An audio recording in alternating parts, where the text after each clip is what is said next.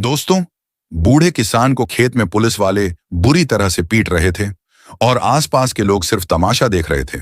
तभी अचानक उसी बूढ़े किसान की बेटी आईपीएस बनकर पहुंची, जिसे देख पुलिस वालों के पैरों तले जमीन खिसक जाती है। और इस कहानी को पूरा सुनने के बाद आपके शरीर के रोंगटे खड़े हो जाएंगे। दोस्तों, क्या आपने कभी एक बेजुबान किसान की चीखें सुनी हैं? क्या आपने देखा है जब इंसान पहनता है वर्दी लेकिन उतार फेंकता है इंसानियत? और क्या कभी किसी बूढ़े बाप की टूटी हड्डियों से निकली उस बेटी की पुकार सुनी है जो कसम खाकर निकली थी कि उसे एक दिन पूरे देश के सामने सर ऊंचा करना है? यह कहानी एक ऐसे पिता की है जिसे खेत में पीटते हुए पुलिस वाले पूछ रहे थे, कौन है तू, बेसरकार से बड़ा बनेगा? और एक ऐसी बेटी की जो आईपीएस बनकर उसी खेत में लौटी। लेकिन जब लौटी तो क्या हुआ? क्या वर्दी वर्दी से भिड़ी? क्या सिस्टम ने खुद के खिलाफ मोर्चा खोला? और सवाल यह नहीं कि यह सब क्यों हुआ, सवाल यह है कि यह सब किसने होने दिया। नमस्कार दोस्तों, वीडियो शुरू करने से पहले आपसे एक छोटी सी रिक्वेस्ट है। आप हमारी यह वीडियो कहां से देख रहे हो? Delhi, Mumbai, UP, Bihar, Kolkata, Dubai, London या फिर अमेरिका से? आप अपना नाम और शहर का नाम कमेंट बॉक्स में जरूर लिखिए, क्योंकि आपका नाम और आपका शहर जानना मेरे लिए बेहद जरूरी है। और हाँ दोस्तों, जब मैं आपका नाम और शहर पढ़ता हूं तो एक अजीब सी खुशी होती है, लगता है आप मेरे अपने हो। दोस्तों, आज मैं आपसे यह नहीं कहूंगा कि आप मेरे YouTube चैनल को सब्सक्राइब कर लो, लेकिन आपसे हाथ जोड़कर निवेदन है कि इस वीडियो को आखिरी तक जरूर देखना, क्योंकि इस कहानी के बाद आपके अंदर एक ऐसी आग जलेगी कि आप हर अन्याय के खिलाफ खड़े होने का हौसला खुद में महसूस करोगे। तो चलिए दोस्तों, अब बिना वक्त गंवाए शुरू करते हैं आज की सबसे बड़ी और सबसे खतरनाक सच्ची कहानी। इस कहानी की शुरुआत उत्तर प्रदेश के एक छोटे से गांव से होती है। उत्तर प्रदेश के लहरा गांव में एक बूढ़ा किसान था, रामलाल। क्या आपने सोचा है कि जो शख्स 40 साल तक खेत में पसीना बहाए, उसी को एक दिन सरकारी जमीन हड़पने का आरोपी बना दिया जाए तो वह क्या करेगा? उस रामलाल की उम्र 68 साल थी, पर आंखों में अब भी वही आग थी जो उसने अपनी बेटी आरती की पढ़ाई के लिए देखी थी। कौन जानता था कि वह खेत जो उसके खून से सींचा गया था, वही एक दिन उसकी इज्जत का कब्रगाह बनेगा। सुबह करीब 10 बजे गांव के थाने से 4 पुलिस वाले उसकी जमीन पर आए और बोले, सरकारी नहर का रास्ता क्यों मोड़ा बे? क्या सच में उसने ऐसा किया था या फिर किसी ने उसके खिलाफ झूठा केस बनवाया था? और सबसे बड़ा सवाल, क्यों? रामलाल ने कहा, यह मेरी जमीन है, मेरे पास कागज हैं साहब। पर क्या आज के जमाने में गरीब की आवाज कागजों से भी हल्की हो गई है? पुलिस वाले उसके जवाब का इंतजार नहीं कर रहे थे, बल्कि उन्हें तो जैसे कोई मिशन मिला हो। क्या यह वही पुलिस है जिसे जनता की सेवा के लिए रखा गया है, या यह वही सिस्टम है जो कमजोर को कुचलने के लिए हर दिन नया बहाना ढूंढता है? बिना कुछ कहे एक जवान पुलिस वाला रामलाल को जमीन पर गिराता है और लाठी से मारना शुरू कर देता है। क्या आपने कभी किसी बूढ़े की चीख सुनी है जो बेटी के नाम पर जिंदगी जी रहा हो? मेरी बेटी आईपीएस बन रही है साहब, मुझे मत मारो। यह कहकर रामलाल ने जैसे आसमान से रहम की भीख मांगी, लेकिन जवाब आया, आईपीएस की औलाद भी तुझे नहीं बचा सकती बूढ़े। क्या यह सिर्फ धमकी थी या किसी को नहीं पता था कि वाकई में उसकी बेटी आईपीएस बन चुकी है? गांव के लोग चुप थे। क्यों? क्या डर इस कदर इंसान की जुबान काट देता है कि वह गलत के सामने भी मूक दर्शक बन जाता है? कुछ ने वीडियो बनाए, लेकिन कोई आगे नहीं आया। सवाल उठता है, क्या इंसाफ की कीमत सिर्फ इंटरनेट पर वायरल होने तक ही रह गई है? और तभी किसी ने कांपते हाथों से एक नंबर डायल किया, उस लड़की का जो शहर में पोस्टिंग की खबर मिलने के बाद पहली बार खुश हुई थी। क्या उसे अंदाजा था कि उसकी पोस्टिंग का पहला दिन उसके बाप की आखिरी सांस बन सकता है? आरती, जिसकी रगों में पिता का सपना दौड़ता था, क्या वह सिर्फ एक आईपीएस है या अपने बाप की जिंदगी की आखिरी उम्मीद? फोन उठते ही आवाज आई, आरती बिटिया, खेत में बाबू को पुलिस वाले पीट रहे हैं, वह मर जाएंगे अब। आप सोचिए उस बेटी ने क्या किया होगा। क्या वह सायरन बजाते हुए निकली होगी या सन्नाटा ओढ़े हुए एक तूफान बन चुकी थी?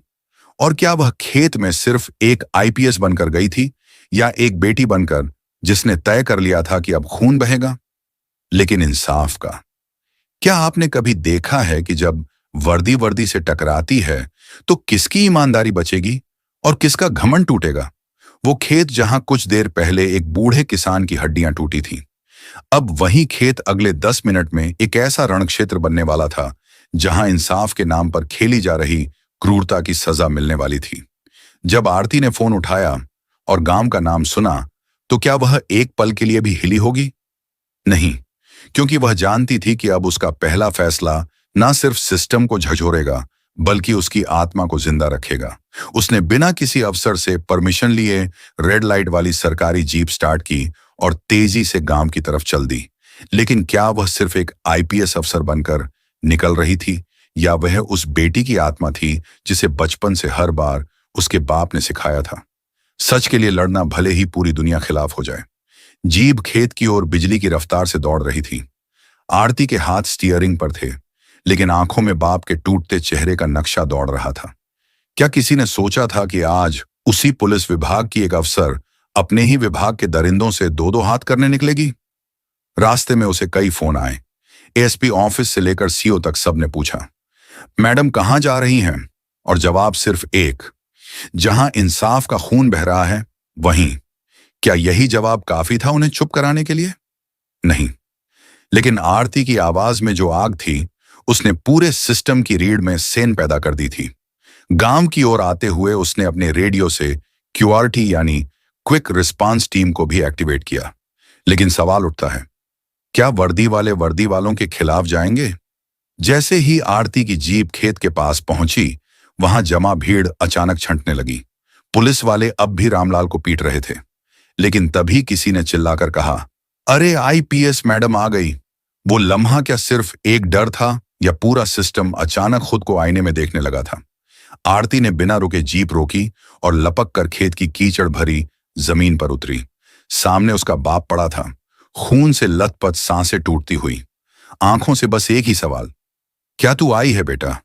आरती ने एक बार में अपने हाथ से अपनी टोपी उतारी, वर्दी की जेब से आदेश पत्र निकाला और सामने खड़े चारों पुलिस वालों की तरफ बढ़ी। क्या आपने कभी देखा है कि जब आंखों में कानून जलता है तब वर्दीधारी भी कांपने लगते हैं? उसने पहले पुलिस वालों से पूछा, तुमने इसे क्यों मारा? जवाब आया, मैडम यह सरकारी नहर रोक रहा था। आरती चीखी, कागज देखे थे किसके कहने पर आए थे? और जब कोई जवाब नहीं मिला तो उसने वही लाठी उठाई जिससे उसके बाप को मारा गया था और खुद उन दरिंदों को सजा देने की ठान ली। क्या कानून अपने हाथ में लेना गलत था, या फिर गलत को बख्श देना सबसे बड़ा अपराध होता है? उसने पहले उस सिपाही के हाथ से वायरलेस छीना जिसने सबसे ज्यादा मारा था, फिर कहा, अब मैं दिखाती हूं कि असली वर्दी क्या होती है। और पूरे गांव की भीड़ के सामने उसने वह कर दिखाया जो दशकों से कोई अफसर करने की हिम्मत नहीं कर सका। उसने चारों पुलिस वालों को खेत में ही घुटनों पर बैठने को कहा और बोली, अब तुम सबकी वर्दी मैं यहीं उतरवाऊंगी और वजह लिखवाऊंगी एफआईआर में। एक किसान को बिना जांच पीटा गया और वह किसान आईपीएस अफसर का बाप था। क्या आपको लगता है वह चारों चुप रहे? नहीं, वो रोने लगे, हाथ जोड़ने लगे, बोले, मैडम माफ कर दीजिए, हमें नहीं पता था। लेकिन सवाल यह है, अगर वह आम किसान का बाप ना होता तो क्या ये पुलिस वाले उसे ऐसे ही मारते रहते? तो क्या इस सिस्टम में इंसाफ सिर्फ उनकी औलादों के लिए है जो ऊंचे पदों पर बैठे हैं? भीड़ अब वीडियो बना रही थी, लेकिन अब वीडियो में सिर्फ अत्याचार नहीं था, अब इंसाफ की चिंगारी थी। आरती ने अपने मोबाइल से एएसपी को कॉल किया और बोली, सर मैं 4 पुलिस वालों को अभी सस्पेंड कर रही हूं और इनके खिलाफ क्रिमिनल केस भी लगवा रही हूं। एफआईआर मैं खुद लिखूंगी। क्या यह कॉल सिर्फ एक रिपोर्ट थी या एक धमाका जिसने पूरे जिले की नींव हिला दी? क्या कभी आपने सोचा है कि खेत में खून बहाना सिर्फ गुस्से का नतीजा होता है या कोई साजिश भी हो सकती है? आरती जब खेत में अपने पिता के खून से सनी मिट्टी को देख रही थी तो अचानक उसकी आंखों में अतीत के वह पल कौंधने लगे, जब गांव के उसी इलाके में जमीन को लेकर झगड़े होते थे। लेकिन क्या यह वही पुरानी दुश्मनी फिर से सिर उठा रही थी? सवाल यह भी था कि पुलिस वालों को अचानक किसने भेजा? क्या यह सिर्फ एक मामूली सी नहर की बात थी, या फिर किसी ने पूरे सिस्टम का इस्तेमाल करके इस परिवार को मिटाने की साजिश रची थी? आरती अब सिर्फ एक आईपीएस अफसर नहीं थी, वह उस बेटी में बदल चुकी थी जो अब खुद अपने पिता को इंसाफ दिलाने के लिए खुद कानून बन चुकी थी। लेकिन क्या इतनी आसानी से इस सिस्टम के अंदर छुपा वो सांप बाहर आएगा? जैसे ही उसने चारों पुलिस वालों को घुटनों पर बैठाकर आगे की कार्रवाई शुरू की, तभी भीड़ में से एक बुजुर्ग औरत आई और बोली, बिटिया, इनका बस नहीं चलता, पर इनको भेजने वाला वह है जो गांव में सबकी जमीन निगल गया है, वही जो एमएलए का खास आदमी है। आरती का चेहरा तमतमा गया। क्या वाकई इस पूरे घटनाक्रम के पीछे कोई बड़ा राजनीतिक चेहरा था? और अगर हां, तो क्या वह अब भी खुलेआम घूम रहा है? उसने तुरंत अपने वायरलेस पर आदेश जारी किया, पूरा खेत, आसपास का इलाका और तहसील कार्यालय सील किया जाए। एक भी कागज नहीं हटना चाहिए। लेकिन क्या आपको लगता है कि इतने सालों से जड़े जमा चुकी साजिश इतनी आसानी से सामने आएगी? कुछ ही देर में थाना प्रभारी और एएसपी मौके पर पहुंचे। सबके चेहरे पर हवाइयां उड़ रही थीं। एएसपी ने धीरे से कहा, मैडम, मामला बड़ा हो जाएगा, ऊपर से फोन आएगा। आरती ने उसकी आंखों में आंखें डालकर कहा, ऊपर से फोन आएगा तो मैं ऊपर तक जाऊंगी। मैं सिर्फ एक आईपीएस नहीं, उस किसान की बेटी हूं जिसने मिट्टी से फसल नहीं अवसर पैदा किया है। क्या ऐसा जवाब उस एएसपी ने अपनी पूरी सर्विस में पहले कभी सुना होगा? शायद नहीं। तभी एक सिपाही ने आकर एक छोटी सी डायरी आरती को दी, जो खेत के किनारे झाड़ी में मिली थी। आरती ने जैसे ही डायरी खोली, उसकी आंखें चौड़ी हो गईं। डायरी में तहसील ऑफिस के नकली दस्तावेजों की लिस्ट थी, जिस पर उस भ्रष्ट अफसर के दस्तखत थे, जिसका नाम अब तक लोग सिर्फ फुसफुसा कर लेते थे। चेतन यादव। अब कहानी सिर्फ खेत तक सीमित नहीं थी। अब यह कहानी तहसील, जिला और राजधानी तक जाएगी। आरती ने डायरी को जेब में रखा और चिल्लाकर कहा, इस खेत पर हर दस्तखत की जांच होगी, चाहे कोई विधायक हो, मंत्री हो या खुद मुख्यमंत्री क्यों ना हो। लेकिन क्या अब भी वह लोग शांत बैठेंगे जिनकी जड़ें सिस्टम की गहराई में छुपी हैं? नहीं, क्योंकि तभी आरती को अपने सरकारी मोबाइल पर एक अज्ञात नंबर से कॉल आया। स्क्रीन पर सिर्फ लिखा था, अज्ञात कॉलर। उसने कॉल उठाया तो दूसरी तरफ से आवाज आई, आरती जी, आप बहुत तेज हो रही हैं। अपने बाप को मरा हुआ समझती तो आज आपको इतना तमाशा ना करना पड़ता। क्या आपने कभी सुना है कि एक बेटी को उसके बाप को भूल जाने की सलाह दी जाए? क्या यह धमकी थी या वार्निंग? आरती के चेहरे पर कोई डर नहीं था।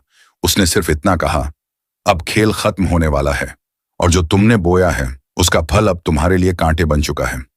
लेकिन असली सवाल यह है, क्या आरती वाकई अकेली थी या इस सिस्टम में कुछ लोग अब उसके साथ खड़े हो रहे थे? तभी क्यूआरटी टीम की दूसरी गाड़ी पहुंची और आरती ने सभी को सर्च ऑन ऑपरेशन में लगाया। तहसील के अफसर, पटवारी और लेखपाल, सबकी कॉल डिटेल निकलवाने का आदेश दिया गया। लेकिन क्या यह कदम अब उसे खतरे में डाल देगा? क्या यह वही वक्त था जब एक अफसर को सच्चाई के लिए अपनी जान की बाजी लगानी पड़े? गांव में अब हर कोई बोल रहा था, अरे वह आईपीएस की बेटी आई है और अब किसी को नहीं छोड़ेगी। लेकिन भीड़ में कोई ऐसा भी था जो चुपचाप वीडियो बना रहा था और उसी वीडियो को राजधानी के कुछ बड़े अधिकारियों तक भेज रहा था। आरती को अब इस बात का अंदाजा नहीं था कि वह जिनके खिलाफ खड़ी हो रही है, वह सिर्फ तहसील या जिले के लोग नहीं, बल्कि राजधानी की ताकतवर कुर्सियां भी हैं। लेकिन क्या यह डर उसे रोक पाएगा? या अब कहानी उस मोड़ पर पहुंचने वाली है जहां सच्चाई की कीमत सिर्फ एक ट्रांसफर नहीं, बल्कि जान से भी ज्यादा हो सकती है? क्या आपने कभी किसी खेत में छुपी वह फाइलें देखी हैं जो सरकारें गिरा सकती हैं? क्या कभी ऐसा हुआ है कि मिट्टी के नीचे कोई ऐसा राज दबा हो जिसे जानकर पूरा जिला हिल जाए? आरती जब खेत की मिट्टी खुदवा रही थी, तभी अचानक एक पुराना लोहे का संदूक निकला। संदूक जंग खाया हुआ था, मगर ताला अब भी मजबूत। उसने वहीं खड़े एक पुलिसकर्मी से कहा, तोड़ो इसे। जैसे ही संदूक खुला, अंदर पुराने जमाने के दस्तावेज, नक्शे और सील लगी फाइलें थीं। फाइलों में जमीन के सौदे, तहसील अफसरों की मिलीभगत और नेताओं के साइन थे। लेकिन एक फाइल पर नाम देखकर आरती की सांसें थम गईं। Mahesh Thakur, retired DM. आरती के पिता का पुराना विरोधी। अब कहानी की दिशा ही बदल गई थी। क्या वाकई यह वही महेश ठाकुर था जो बरसों पहले आरती के पिता को गांव से हटवाना चाहता था? आरती का चेहरा गुस्से से लाल था, लेकिन उसके दिमाग में अब एक एक कड़ी जुड़ने लगी थी। उसके पिता, जो आज अधेड़ उम्र में भी खेत जोत रहे थे, एक जमाने में ग्राम पंचायत के सरपंच रह चुके थे। वही ईमानदारी से जमीनों की रक्षा करते थे, गरीबों को उनका हक दिलाते थे। मगर महेश ठाकुर जैसे लोगों की नजर हमेशा इस इलाके पर थी। क्या इसलिए पापा को बेइज्जत कर हटाया गया था? क्या इसलिए उन्होंने कभी आरती को किसान नहीं अफसर बनाने की जिद की थी? और अब जब वही बेटी आईपीएस बनकर लौटी थी, तो दुश्मनों को डर सताने लगा था कि अगर आरती को सच पता चल गया तो तभी आरती को सीआरपीएफ की एक टीम ने बताया कि संदूक से मिले दस्तावेजों में से कुछ फर्जी पट्टे भी हैं, जिन पर हाल ही में गांव के नाम हटाकर एक बिल्डर ग्रुप का नाम लिखा गया है। उस ग्रुप का मालिक राघव कंस्ट्रक्शन वही जो एमएलआई के रिश्तेदार का है। क्या यह सारी साजिश एक ही जगह से चल रही थी? आरती के सामने अब सवालों का तूफान था, लेकिन जवाब के लिए उसे वापस उस तहसील ऑफिस में जाना था, जहां शायद सबके चेहरे पर मासूमियत की नकाबें थीं। उसने पूरी फाइल को सील करवाया और जांच के लिए राज्य मुख्यालय भिजवाया। लेकिन क्या अब वह चुप बैठने वाली थी? उसने खुद तहसील पहुंचकर हर अफसर को बुलाया, एक एक को सामने बिठाकर सवाल करने लगी। तुमने इस नकली जमीन की फाइल पर साइन क्यों किया? कॉमोनेंट प्लेसमेंट? क्या तुम्हें पता था इस जमीन का मालिक कौन है? जवाब में सबकी जुबान पर ताला था। क्या डर इतना गहरा था कि कोई भी मुंह खोलने को तैयार नहीं था? और अगर हां, तो क्या इस खामोशी में कोई गहरी साजिश छुपी थी? फिर आरती ने एक अलग चाल चली। उसने तहसील के चौकीदार को अलग ले जाकर कहा, सच बता, तुझे क्या दिखा था उस रात जब मेरे पापा को खेत में पुलिस वाले घसीट रहे थे? बूढ़ा चौकीदार कांपते हुए बोला, मैडम मैंने देखा पर बोल नहीं सका। उनके साथ एक नेता टाइप आदमी भी था। उसने पुलिस को कहा था इतना पीटो कि दोबारा खेती करने लायक ना रहे। आरती की आंखों में आग सी जल उठी। अब उसे यकीन हो चुका था कि यह सिर्फ जमीन हड़पने का खेल नहीं था, यह बदले की आग थी, एक ऐसे किसान को कुचलने की जो कभी किसी बड़े आदमी की राह में खड़ा हुआ था। क्या अब कहानी बस यहीं रुकने वाली थी? क्या आरती इस नेता तक पहुंच पाएगी जिसने खुद पुलिस को साजिश में शामिल किया? अगले ही दिन आरती ने कोर्ट से आदेश निकाला और उस नेता विजय प्रताप के दफ्तर और घर पर रेड डलवाई। रेड में जो मिला उसने कहानी को और झड़ से भर दिया। Computer, hard disk, mobile phone और एक रिकॉर्डिंग जिसमें विजय प्रताप कह रहा था उसकी बेटी आईपीएस बन गई है। तो क्या हुआ? जब बाप खेत में लहूलुहान मिलेगा तो बेटी भी टूट जाएगी। क्या आपने कभी सोचा है कि सत्ता के नशे में चूर लोग कितनी नीच सोच सकते हैं? लेकिन क्या उन्हें अंदाजा था कि वह जिसे तोड़ना चाह रहे हैं वह आग बन चुकी है? अब आरती ने उस रिकॉर्डिंग को मीडिया में लीक करवा दिया। पूरे जिले में आग सी लग गई। टीवी चैनलों पर ब्रेकिंग न्यूज चलने लगी। आईपीएस अफसर ने अपने पिता की पिटाई के पीछे छुपे नेता का किया पर्दाफाश। लेकिन असली जंग अभी बाकी थी, क्योंकि एक और नाम सामने आना बाकी था। एक ऐसा नाम जिसने आरती के पूरे परिवार को बर्बाद करने की कसम खा रखी थी, और वह नाम था राजेश ठाकुर, महेश ठाकुर का बेटा, जो अब राज्य मंत्री बन चुका था। क्या अब आरती सीधे सरकार से टकराएगी? क्या वह मंत्री को घसीट कर जेल ले जा सकेगी, या सिस्टम एक बार फिर से उस पर हमला करेगा? क्या आपने कभी सोचा है कि एक बेटी जब सिस्टम से नहीं डरती तो वह क्या कुछ बदल सकती है? क्या आपने कभी देखा है कि एक खेत में पिटा बूढ़ा किसान जिसकी चप्पलें भी फटी हों, वह किसी दिन पूरे राज्य की राजनीति हिला सकता है? आरती अब किसी बेटी का नाम नहीं था। वह एक ज्वालामुखी थी जो धीरे धीरे फटने ही वाला था। जब उसे पता चला कि राजेश ठाकुर राज्य का ताकतवर मंत्री और वही शख्स जिसके पिता ने उसके परिवार को तबाह किया था, पूरा खेल चला रहा है, तो उसने बिना देर किए सीबीआई को सूचना दी और अपनी जान को खतरे में डालते हुए एक गुप्त जांच शुरू कर दी। लेकिन क्या इतनी आसानी से कोई मंत्री कानून के शिकंजे में आएगा? और क्या राजेश ठाकुर जान चुका था कि उसकी साजिश की जड़ें अब आरती तक पहुंच चुकी हैं? जवाब एक धमाके की तरह सामने आया। एक रात आरती की सरकारी गाड़ी की ब्रेक फेल कर दी गई। संयोग से वह उस रात अपने पिता के पास गांव जा रही थी, लेकिन उसी वक्त उसका भाई गाड़ी चला रहा था। गाड़ी एक पेड़ से टकराई और भाई को गंभीर चोटें आईं। आरती समझ चुकी थी कि अब बात सिर्फ साजिश की नहीं, बल्कि उसकी जान लेने की हो चुकी है। सवाल यह था कि क्या वह पीछे हटेगी, या अब इस आग को और तेज करके राजेश ठाकुर के पूरे नेटवर्क को उधेड़ेगी। उसने तय कर लिया, अब यह सिर्फ एक केस नहीं, यह उसका जीवन युद्ध है। सीबीआई को उसने वह सारी फाइलें सौंपी जो खेत से मिली थी और जो नेता, बिल्डर, पुलिस और मंत्री के गठजोड़ की पोल खोल रही थी। लेकिन सवाल यह था, क्या सीबीआई पर भरोसा किया जा सकता है? जब आरोपी खुद सरकार में हो, तब आरती ने एक और खतरनाक प्लान तैयार किया। उसने आरटीआई के जरिए एक एक दस्तावेज को सार्वजनिक करवाना शुरू किया। वह प्रेस कॉन्फ्रेंस कर जनता को बताने लगी कि कैसे उसके पिता को सिर्फ इसलिए मारा गया क्योंकि वह सरकारी जमीन पर कब्जा रोकना चाहते थे। अब लोग जागने लगे थे। गांव के किसान, मजदूर और पढ़े लिखे नौजवान सब सड़क पर उतरने लगे। नारा गूंजने लगा, बेटी आईपीएस है, अब बाप का अपमान नहीं सहेगी। मंत्री राजेश ठाकुर बौखला गया। उसने आरती को ट्रांसफर कराने की कोशिश की, लेकिन अब कहानी कहीं और जा चुकी थी। सुप्रीम कोर्ट ने खुद संज्ञान लेते हुए कहा, अगर एक आईपीएस बेटी अपने पिता को इंसाफ दिलाने की जंग लड़ रही है, तो ये पूरे सिस्टम की परीक्षा है। अब क्या कोई ताकत थी जो आरती को रोक सकती? संसद में सवाल उठे, क्या किसानों को जमीन पर अधिकार है? और सबसे बड़ा सवाल, क्या बेटियों को अब भी अपनी ताकत साबित करनी पड़ेगी या सिस्टम को बदलना होगा? राजेश ठाकुर को समन भेजा गया, लेकिन वह पेश नहीं हुआ। ऐसे में आरती ने एक मास्टर स्ट्रोक खेला। उसने कोर्ट से गैर जमानती वारंट जारी करवा दिया और खुद एक टीम के साथ मंत्री के बंगले पर रेड मारने निकली। क्या आपने कभी सोचा है कि जब एक बेटी वर्दी पहनकर सत्ता के दरवाजे पर दस्तक देती है, तो अंदर बैठे गद्दारों के दिल कैसे कांपते हैं? राजेश ठाकुर को उसी की कुर्सी से घसीट कर निकाला गया। कैमरों के सामने उसने सिर झुकाया और कहा, मैंने जो किया उसका हिसाब मिलेगा। लेकिन क्या यही अंत था? नहीं, क्योंकि कोर्ट में जब केस खुला तो कई और नाम सामने आए। आईएएस अफसर, बिल्डर माफिया और पुराने पुलिस कप्तान। आरती अब सिर्फ अपने पिता के लिए नहीं लड़ रही थी, वह हर उस किसान, हर उस बेटी और हर उस परिवार के लिए लड़ रही थी जिन्हें सिस्टम ने कुचला था।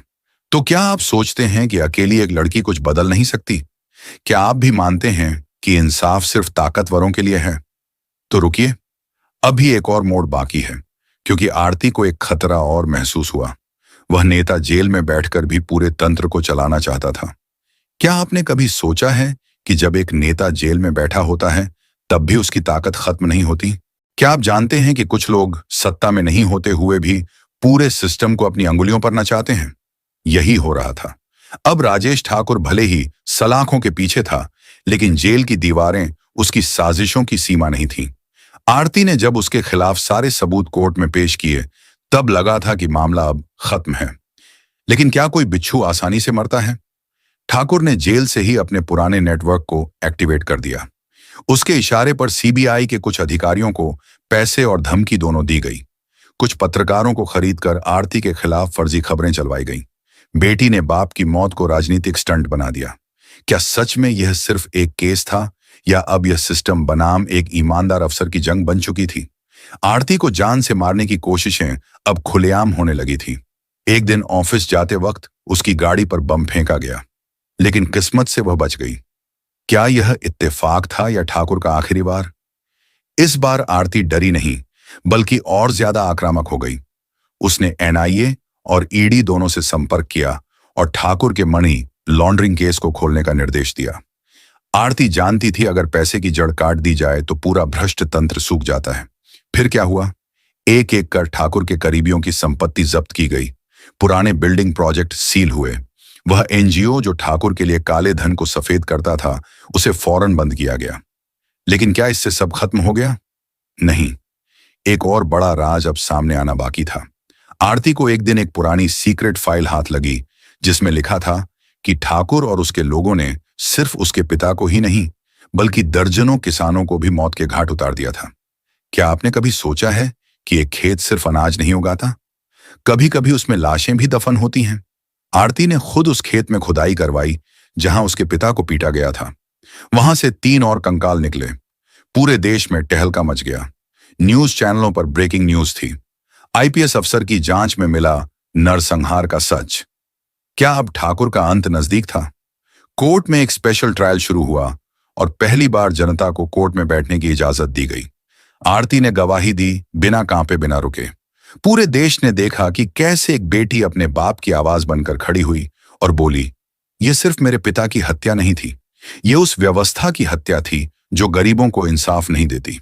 कोर्ट ने अपना फैसला सुनाया। राजेश ठाकुर को उम्र कैद की सजा और उसके पूरे नेटवर्क को यूएपीए के तहत आतंकवादी संगठन घोषित किया गया। दोस्तों, क्या आपने कभी सोचा था कि एक लड़की अपने पिता की लाठी उठाकर पूरे सिस्टम को घुटनों पर ला सकती है? क्या यह सिर्फ बदले की कहानी थी या एक क्रांति की शुरुआत? क्योंकि अब आरती ने वह कर दिखाया था जो कोई सोच भी नहीं सकता था। अब वह सिर्फ एक आईपीएस अफसर नहीं, बल्कि एक जननायक बन चुकी थी। गांव गांव में उसकी मूर्तियां बनने लगी और लोग उसे देवी की तरह पूजने लगे। दोस्तों, क्या आपने कभी गौर किया है कि जिंदगी में सबसे बड़ा युद्ध बाहर नहीं, भीतर लड़ा जाता है? आरती के जीवन की इस कहानी में सिर्फ न्याय की लड़ाई नहीं थी। ये उस दर्द की कहानी थी जो हर उस व्यक्ति के अंदर सुलगता है जिसे सिस्टम ने धोखा दिया, जिसे समाज ने कमजोर मान लिया और जिसे हालातों ने रौंद डाला। जब एक बेटी ने अपने बाप को खेत में पिटते देखा था, तो वह कोई आम दृश्य नहीं था। वह पूरे समाज की उस मानसिकता का चित्र था जो अब भी समझता है कि एक किसान की बेटी कभी वर्दी में आकर उसका हिसाब नहीं ले सकती। लेकिन आरती ने उस सोच को तोड़ा।